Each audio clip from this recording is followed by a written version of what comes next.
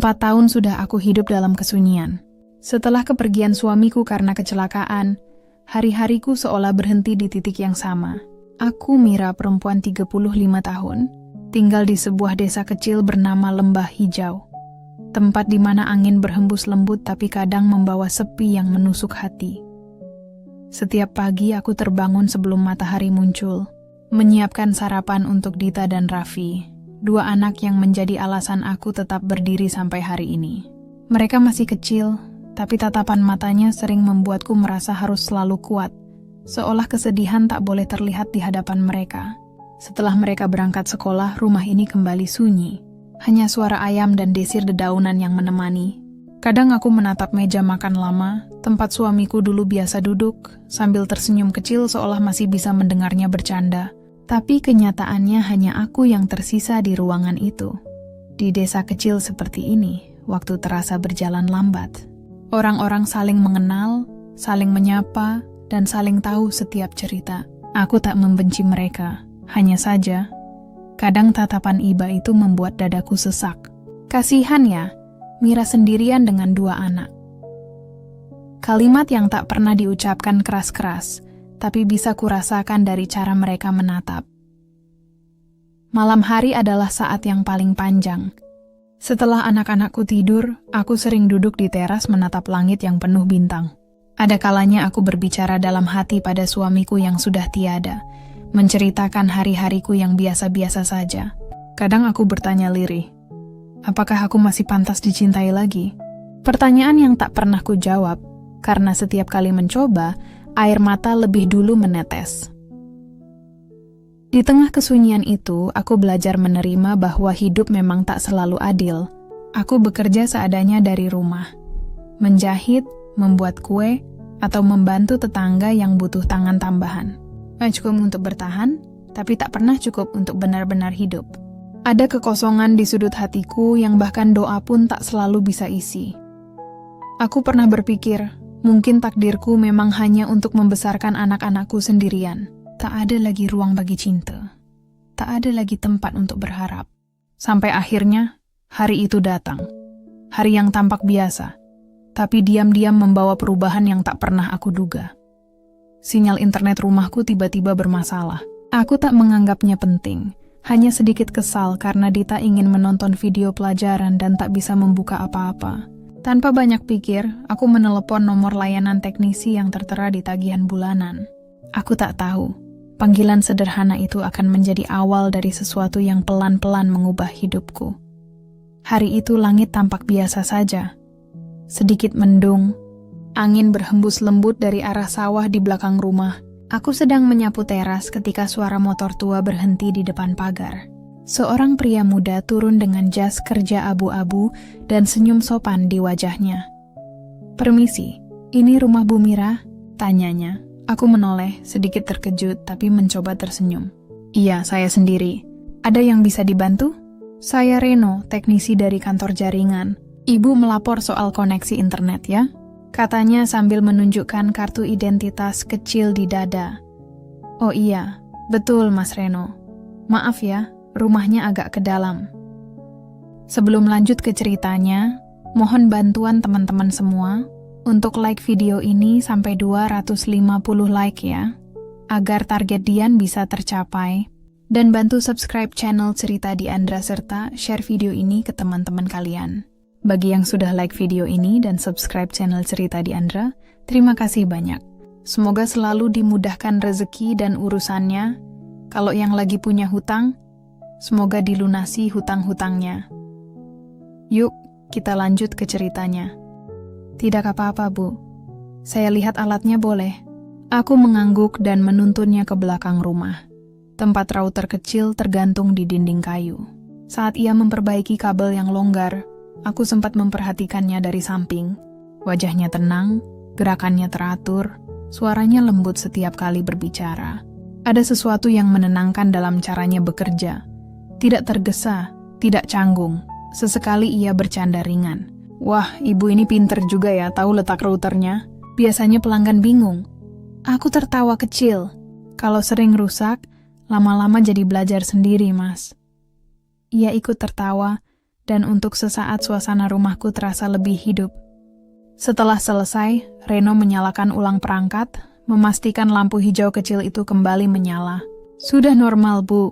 Silakan dicek," katanya sambil menepuk-nepuk tangannya yang berdebu.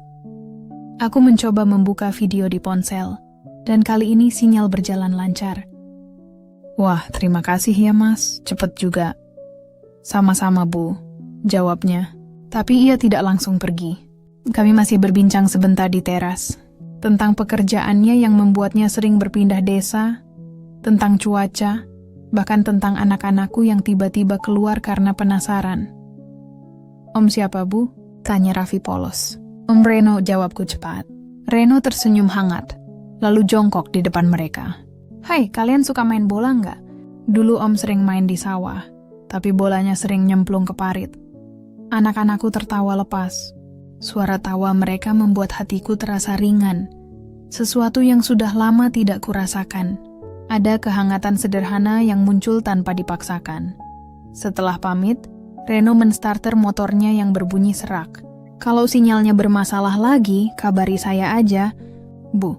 Biar cepat saya tangani." Aku mengangguk, dan entah kenapa senyumnya masih tertinggal bahkan setelah ia menghilang di tikungan jalan. Beberapa hari kemudian, Reno kembali ke desa. Katanya untuk memeriksa pelanggan lain. Tapi anehnya, setiap kali ia datang, ia selalu sempat mampir ke rumahku. Kadang hanya untuk menanyakan kabar, atau memastikan koneksi tetap baik. Pernah suatu sore, ia datang membawa roti coklat untuk anak-anakku. "Tadi lewat toko, lihat roti ini, kepikiran Dita sama Raffi," katanya ringan. Anak-anakku senang bukan main. Mereka memanggilnya Om Reno dengan akrab, dan rumah kecil ini kembali dipenuhi tawa. Sementara aku, diam-diam merasa sesuatu yang berbeda tumbuh di hati. Bukan karena hadiah-hadiah kecil itu, tapi karena caranya hadir, sederhana, tapi penuh perhatian. Reno tidak pernah berkata manis, tapi tindakannya berbicara lebih banyak. Ia membantu memperbaiki lampu dapur, tanpa diminta, mengganti bohlam yang mati, bahkan menawarkan diri menjemput Dita saat hujan deras turun. Semua ia lakukan tanpa pamrih. Setiap kali ia datang, aku merasa waktu berjalan lebih lambat. Seolah dunia memberi kesempatan bagiku untuk merasakan kembali arti kehadiran seseorang. Tapi di balik rasa itu, ada ketakutan yang pelan-pelan tumbuh. Takut kalau perasaanku terlalu dalam. Takut kalau aku hanya salah mengartikan kebaikan. Malam itu, setelah ia pulang, aku duduk di teras seperti biasa. Hujan rintik-rintik turun, menimbulkan suara lembut di atap seng. Aku menatap ke arah jalan kecil di depan rumah, masih terbayang wajahnya yang ramah. Entah sejak kapan, rumah ini tak lagi terasa sepi, dan untuk pertama kalinya setelah bertahun-tahun, aku menatap hujan bukan dengan rasa kehilangan, tapi dengan harapan kecil yang hangat. Hari-hari setelah itu terasa berbeda. Aku tak tahu sejak kapan, tapi setiap kali mendengar suara motor di kejauhan, jantungku selalu berdebar lebih cepat. Kadang itu hanya tukang sayur yang lewat, kadang tukang gas, tapi entah kenapa aku selalu berharap, semoga itu Reno. Ia mulai datang lebih sering. Katanya ada pelanggan di desa sebelah yang jaringannya bermasalah, tapi aku tahu, tidak semua kedatangannya tentang pekerjaan. Kadang ia datang sore-sore hanya untuk memastikan koneksi rumah Bu Mira masih stabil, katanya sambil tersenyum, dan padahal aku tahu yang sebenarnya ia periksa bukan hanya kabel, tapi juga suasana hati yang semakin sulit kusembunyikan. Anak-anakku cepat sekali akrab dengannya. Dita sering meminta bantuan Reno mengajari PR matematika, sementara Raffi suka diajak bermain bola di halaman. Tawa mereka membuat halaman rumah kecil ini terasa seperti taman bahagia yang dulu hilang. Aku sering memperhatikan dari jauh, melihat cara Reno tertawa. Caranya menepuk bahu Raffi, atau mengacak rambut Dita dengan lembut. Dalam setiap gerakannya ada ketulusan yang sulit dijelaskan. Suatu sore hujan turun deras. Aku sudah hampir menutup jendela ketika motor Reno berhenti di depan rumah. Ia turun dengan jas hujan basah, membawa plastik berisi sesuatu. "Saya bawakan pisang goreng, Bu. Warung di dekat jalan baru goreng tadi, masih hangat," katanya sambil tersenyum. Aku spontan tertawa kecil. Mas Reno ini sampai hafal. Ya, kebiasaan saya kalau sore suka ngemil.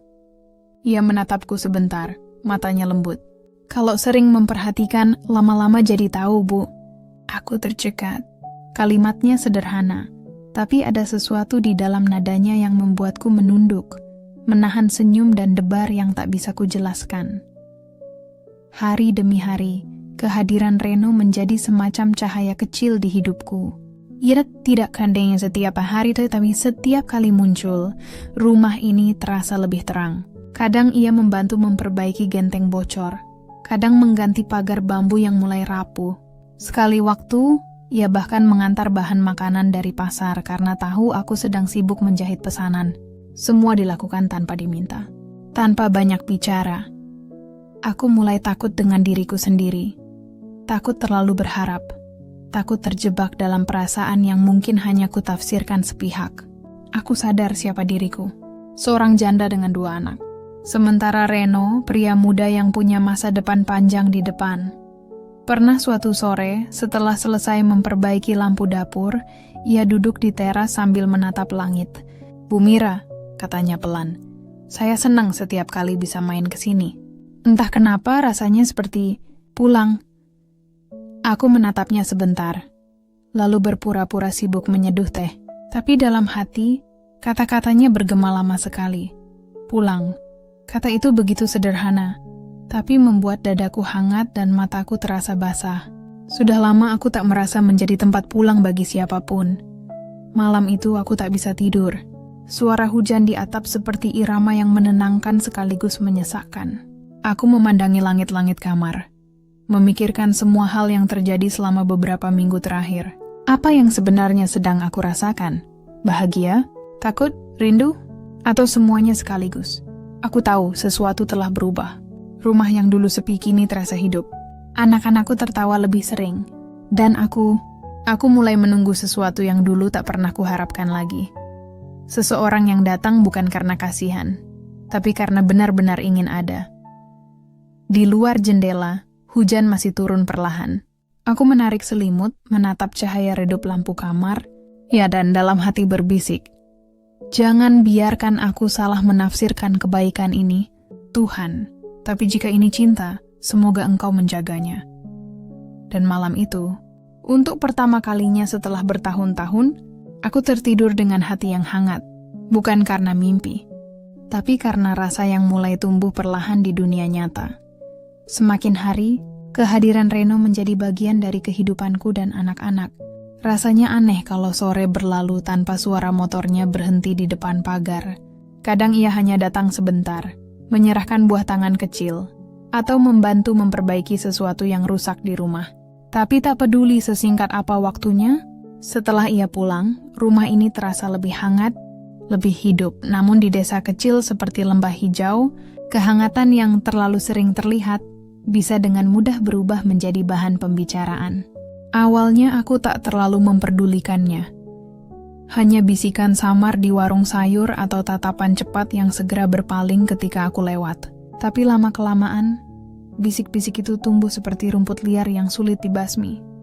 "Mas Reno itu sering ke rumah Bu Mira ya? Katanya cuma bantuin, tapi kok tiap sore nongol?" Suara-suara itu menempel di udara. Dan meski tak diucapkan langsung padaku, aku bisa merasakannya menembus hati seperti jarum halus yang menusuk pelan tapi dalam.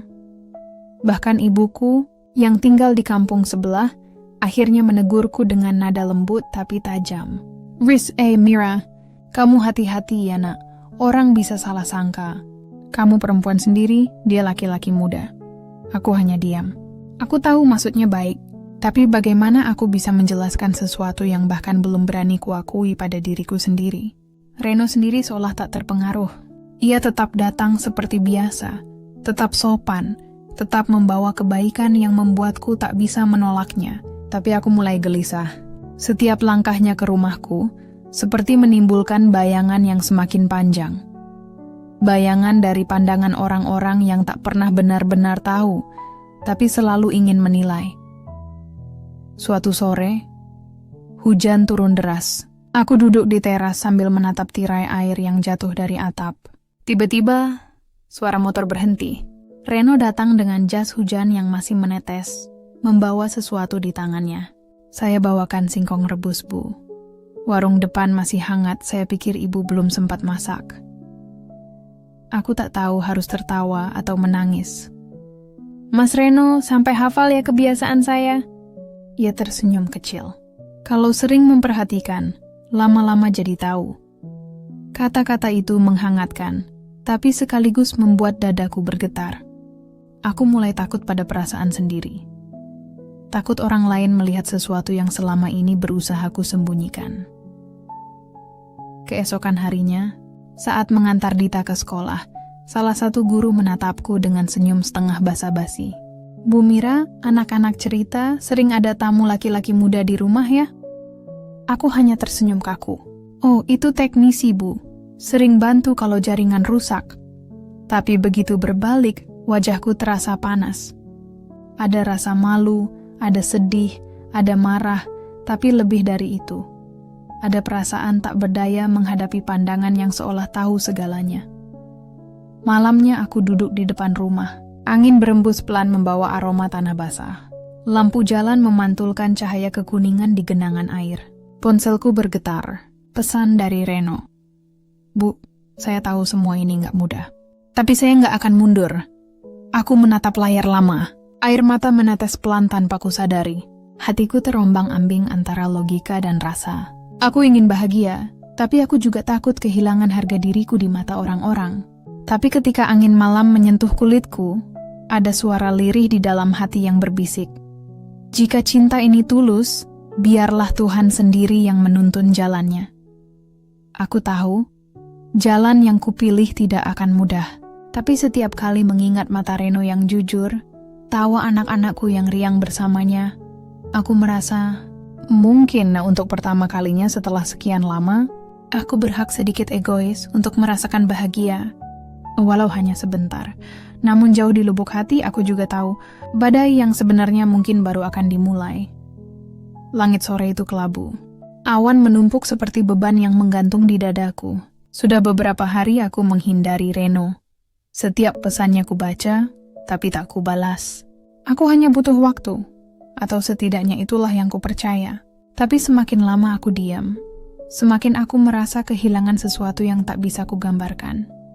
Hari itu aku memutuskan untuk menemuinya. Entah untuk menjelaskan, atau mungkin justru mengakhiri segalanya sebelum terlambat. Kami bertemu di pinggir sawah, tempat biasa kami berbicara tanpa takut dilihat siapapun. Hujan baru saja reda, meninggalkan aroma tanah basah dan suara katak yang bersahutan dari kejauhan. Reno sudah di sana lebih dulu, duduk di bawah pohon jati dengan payung di sampingnya. Ketika aku datang, ia berdiri pelan dan menatapku. Pandangan itu lembut, tapi juga menahan sesuatu yang dalam. Mas, suaraku hampir tak terdengar. Iya, Bu Mira, aku menarik napas panjang. Apa kita nggak salah? Aku takut, Mas.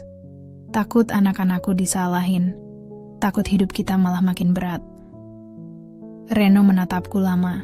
Air di matanya berkilau samar tertimpa cahaya senja yang memantul di genangan sawah. Kalau hidup selalu takut sama omongan orang, kapan kita bisa tenang, Bu? Saya tahu semua ini berat, tapi saya cuma pengen jagain ibu dan anak-anak. Itu aja, aku tercekat. Kata-katanya sederhana, tapi terasa tulus seperti doa yang lama tertahan. Mas Reno, saya ini cuma janda kampung. Nggak punya apa-apa. Nggak pantas buat Mas. Ia tersenyum tipis, tapi sorot matanya tak goyah. Justru karena itu, Bu. Saya nggak nyari apa-apa selain hati yang jujur. Dan saya nemuin itu di ibu. Aku tak sanggup lagi menahan air mata. Hujan mulai turun lagi pelan tapi pasti. Kami berdua berteduh di bawah pohon jati. Suara hujan di dedaunan seperti irama lembut yang menenangkan hati yang lelah. Reno meraih payungnya, lalu tanpa berkata apa-apa, memayungiku dengan tangan yang sedikit gemetar. Di bawah payung sempit itu, waktu seperti berhenti. Dunia mengecil, hanya menyisakan suara hujan dan detak jantung yang saling bersahutan. Entah kenapa aku tidak lagi ingin menahan apapun.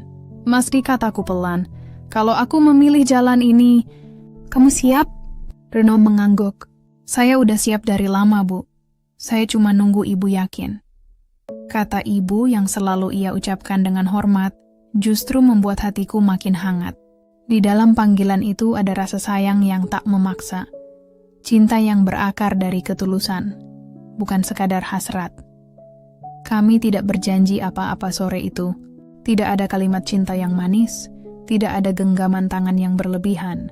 Tapi ketika aku menatap matanya yang jujur, aku tahu, di sanalah rumah baru bagi hatiku yang pernah hancur.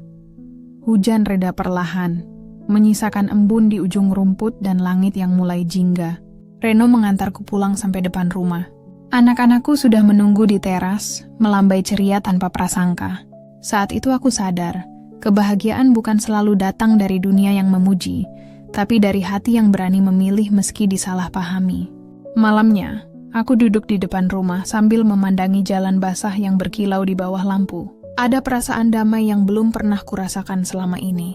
Aku tahu jalan di depan masih panjang, penuh rintangan dan bisik-bisik. Tapi kali ini aku tidak ingin lagi sembunyi. Karena cinta yang tulus tidak perlu takut pada gelap. Cukup berjalan perlahan, sambil menggenggam keyakinan. Dan di tengah keheningan malam itu, aku berbisik pada diriku sendiri. Mungkin Tuhan memang sengaja mengirim Reno bukan untuk menggantikan siapapun, tapi untuk menyembuhkan. Beberapa minggu berlalu sejak sore hujan itu.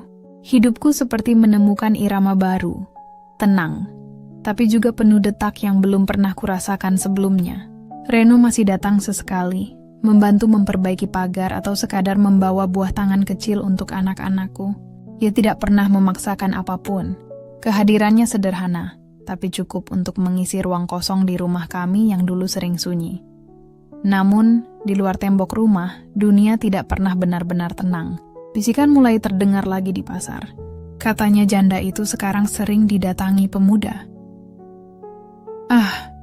Kalau cuma bantu kok tiap sore datang. Aku pura-pura tak mendengar, tapi hati mana yang bisa benar-benar kebal terhadap bisikan. Pernah suatu hari, guru anakku menatapku dengan senyum yang terasa janggal. Bu Mira, sering ada tamu laki-laki muda ya di rumah? Aku hanya menjawab dengan tawa kecil. Tapi sepulang dari sana, aku menangis lama di dapur. Bukan karena malu, tapi karena lelah. Lelah menjelaskan hal yang bahkan tak seharusnya dipertanyakan. Malamnya, Reno mengirim pesan. Bu, saya tahu ini nggak mudah, tapi saya nggak akan mundur. Aku menatap layar ponsel lama. Kata-kata itu sederhana, tapi ada kekuatan di baliknya. Di tengah rasa takut dan cemoohan, ia tetap berdiri di sisiku, tanpa banyak bicara, tanpa banyak janji. Suatu sore, aku melihat anak-anakku berlarian di halaman. Tertawa lepas saat Reno mengajari mereka membuat kapal dari daun pisang. Pemandangan itu membuat dadaku hangat sekaligus nyeri. Kalau orang-orang tahu betapa tulusnya Mas Reno, gumamku pelan. Tapi aku tahu dunia tidak menilai dari ketulusan, melainkan dari prasangka. Hari demi hari, bisikan semakin nyaring. Bahkan ibu-ibu pengajian mulai menatap dingin setiap kali aku datang. Aku mencoba tersenyum. Namun di dalam dada ada perasaan sesak yang sulit dijelaskan. Hingga suatu malam, anak sulungku bertanya dengan polos. Bu, kenapa orang-orang di sekolah ngomongin ibu sama Om Reno? Pertanyaan itu seperti pisau kecil yang menembus hatiku perlahan. Aku hanya bisa memeluk mereka. Kadang orang suka salah paham, Nak. Tapi yang penting, ibu nggak melakukan hal yang salah. Sejak malam itu, aku memutuskan berhenti bersembunyi. Aku lelah menunduk. Aku ingin berdiri di hadapan dunia tanpa rasa takut. Keesokan harinya, aku berjalan ke pasar dengan kepala tegak. Beberapa orang masih berbisik. Tapi kali ini aku menatap balik dan tersenyum tenang. Untuk pertama kalinya, aku merasa bebas. Bukan karena dunia berhenti menilai, tapi karena aku berhenti peduli. Sore itu, Reno datang membawa sekeranjang buah. Kami duduk di teras menatap langit yang mulai jingga. Mas, kataku pelan, mungkin orang nggak akan berhenti ngomong. Reno menatapku lembut. Biarin aja, Bu. Yang penting kita tahu apa yang kita rasain.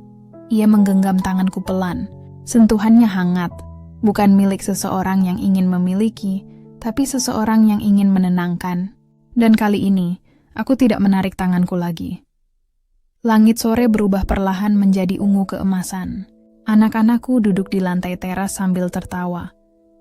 Dan untuk pertama kalinya sejak lama, aku merasa rumah ini benar-benar hidup kembali.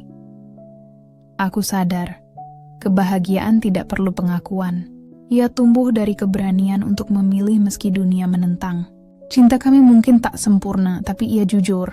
Dan di dunia yang penuh penilaian, kejujuran adalah bentuk cinta yang paling berani. Malamnya, aku menulis di buku harian tua yang dulu sering kugunakan saat suamiku masih ada. Hari ini, aku tidak lagi takut dicintai, tidak lagi malu menjadi bahagia. Karena ternyata Tuhan tidak selalu menulis kisah cinta di awal hidup kita. Kadang Ia menulisnya di tengah saat kita sudah hampir menyerah. Aku menutup buku itu dengan senyum pelan. Di luar, angin berhembus lembut, membawa aroma sawah yang basah dan bunyi jangkrik yang akrab. Dan di dalam hatiku, ada ketenangan yang akhirnya benar-benar pulang. Pagi itu langit begitu jernih. Embun masih menempel di dedaunan, dan burung-burung bersahutan dari kejauhan. Aku duduk di teras sambil menatap anak-anakku yang sedang bersiap ke sekolah. Ada sesuatu yang berbeda dalam cara mereka tersenyum hari ini. Entah karena mereka mulai terbiasa melihat Reno datang setiap pagi, atau mungkin karena suasana rumah kami kini tak lagi terasa sesepi dulu. Sudah beberapa minggu berlalu sejak aku memutuskan untuk tidak lagi sembunyi-sembunyi. Kehidupan perlahan kembali tenang. Meski sesekali masih ada pandangan miring atau bisikan samar saat aku lewat. Tapi anehnya, semua itu kini tak lagi menyakitkan. Aku belajar, tak ada yang lebih damai daripada berdamai dengan diri sendiri. Reno datang pagi itu dengan baju rapi dan wajah sedikit gugup. Ia membawa sekotak kecil yang dibungkus kain batik. "Ada apa, Mas?" tanyaku pelan. Ia tersenyum tapi suaranya sedikit bergetar. "Bu, hari ini saya mau ke rumah Ibu Mira. Bukan cuma buat benerin genteng, tapi buat minta izin. Saya ingin hidup bareng Ibu kalau Ibu mau." Dunia seperti berhenti sejenak. Aku menatapnya lama. Air mataku jatuh tanpa bisa kutahan. "Mas, orang mungkin belum bisa nerima," bisiku. Reno mengangguk pelan. "Saya nggak nyari penerimaan dari orang, Bu. Saya cuma nyari restu dari hati Ibu." Kata-kata itu menembus ruang terdalam yang pernah kosong begitu lama. Aku mengangguk dengan suara bergetar. "Kalau Tuhan kasih kesempatan, saya mau bahagia lagi, Mas. Dan kalau kebahagiaan itu lewat kamu, saya nggak mau menolaknya." Siang itu Reno berbicara dengan ibuku. Aku mendengarnya dari dapur. Suara ibuku pelan tapi penuh makna. "Reno, kamu yakin? Mira itu perempuan yang sudah banyak luka. Jangan datang kalau cuma ingin sebentar." Dan dengan tenang Reno menjawab, "Saya datang bukan untuk menambal lukanya, Bu. Saya datang untuk jalan bareng dia, supaya luka itu nggak terasa sendiri lagi." Aku menangis dalam diam. Rasanya seperti mendengar doa lama yang akhirnya dijawab perlahan. Hari-hari berikutnya, segalanya berubah perlahan tapi pasti. Orang-orang di desa mulai diam, sebagian masih berbisik, tapi sebagian lain mulai tersenyum ramah. Ibu bahkan mulai memanggil Reno Nak setiap kali ia datang. Suatu sore, saat langit berwarna jingga keemasan, kami duduk di pinggir sawah. Tempat pertama kali aku dan Reno bicara tentang perasaan kami. Angin berembus lembut, membawa aroma tanah dan suara jangkrik dari kejauhan. "Masih ingat nggak dulu saya bilang takut?" tanyaku pelan. Reno tersenyum kecil. "Ingat, tapi sekarang Ibu udah nggak takut kan?" Aku menatap langit yang mulai berubah warna menjadi ungu muda. "Enggak, karena ternyata cinta nggak datang buat menghancurkan, tapi buat menyembuhkan." Kami terdiam lama. Dalam diam itu, aku merasa tenang. Sebuah ketenangan yang dulu hanya bisa aku bayangkan. Aku sadar, cinta tidak harus megah atau penuh janji. Kadang ia hadir dengan cara paling sederhana, lewat perhatian kecil, kesabaran, dan keberanian untuk tetap tinggal ketika dunia menyuruh pergi. Malam itu, setelah anak-anak tidur, aku keluar ke teras dan menatap langit. Ada bintang yang berkelip pelan, seolah tersenyum.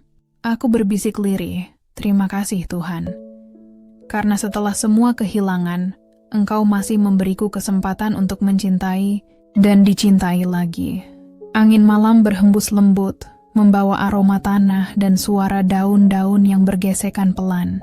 Dan di bawah langit yang penuh bintang itu, aku tahu restu dari langit akhirnya datang dalam bentuk yang paling manusiawi, ketulusan. Suatu sore, Reno datang membawa sekeranjang buah dan senyum hangat yang selalu membuat hati terasa tenang. Langit di atas desa lembah hijau memerah lembut, memantulkan warna jingga keemasan di permukaan sawah yang baru saja dipanen. Udara sore itu terasa damai, seolah seluruh alam ikut bernafas pelan, menyaksikan dua hati yang akhirnya menemukan rumahnya masing-masing. Mira berdiri di teras, menatap Reno yang berjalan mendekat. Tidak ada lagi kegugupan seperti dulu, tidak ada lagi ketakutan terhadap pandangan orang, yang tersisa hanya ketulusan. Sederhana, tapi begitu dalam. Masih suka datang bawa buah tiap sore? Tanyanya dengan tawa kecil. Reno menjawab lembut. Kalau bisa saya juga mau bawa waktu, biar sore kayak gini nggak cepat habis. Mira tertawa, dan dalam tawa itu ada ketenangan yang lama hilang. Di bawah langit senja desa lembah hijau, Mira menggenggam tangan Reno, kali ini tanpa ragu. Jemari mereka bertaut, bukan untuk menahan, tapi untuk saling menjaga. Untuk pertama kalinya Mira benar-benar merasa utuh. Luka yang dulu ia kira tak akan sembuh kini perlahan memudar, berganti dengan rasa syukur yang hangat. Ia sadar cinta sejati tidak datang untuk menggantikan masa lalu, tapi untuk menyembuhkan. Cinta bukan soal siapa yang datang lebih dulu, tapi siapa yang berani tetap tinggal ketika hidup terasa sepi dan menakutkan. Reno menatapnya dengan tatapan yang tenang, seolah memahami tanpa perlu banyak kata. Terima kasih Bu Mira, katanya pelan. Untuk apa? Untuk enggak menutup pintu hati saat saya datang. Mira tersenyum, menatap langit yang mulai berwarna ungu senja. Justru saya yang berterima kasih, Mas. Karena kamu datang bukan buat menggantikan siapapun, tapi buat ngajarin saya arti dicintai lagi. Suara jangkrik mulai terdengar. Anak-anak berlari kecil di halaman, tawa mereka bercampur dengan desiran angin sawah. Di antara suara itu, Mira merasa hidupnya perlahan kembali bernyawa. Bukan karena cinta yang besar dan gemerlap, tapi karena cinta yang sederhana, yang hadir tanpa pamrih dan tanpa banyak janji. Dan di dalam hatinya, ia tahu satu hal. Kadang, keberanian untuk mencintai diri sendiri adalah bentuk cinta paling tulus. Karena sebelum menerima cinta orang lain, kita harus terlebih dahulu berani memaafkan diri sendiri atas segala luka, kehilangan, dan masa lalu yang tak selalu indah. Senja perlahan menelan hari. Reno masih menggenggam tangannya, hangat dan kokoh. Dan di antara cahaya yang meredup itu, Mira berbisik lirih, akhirnya aku pulang.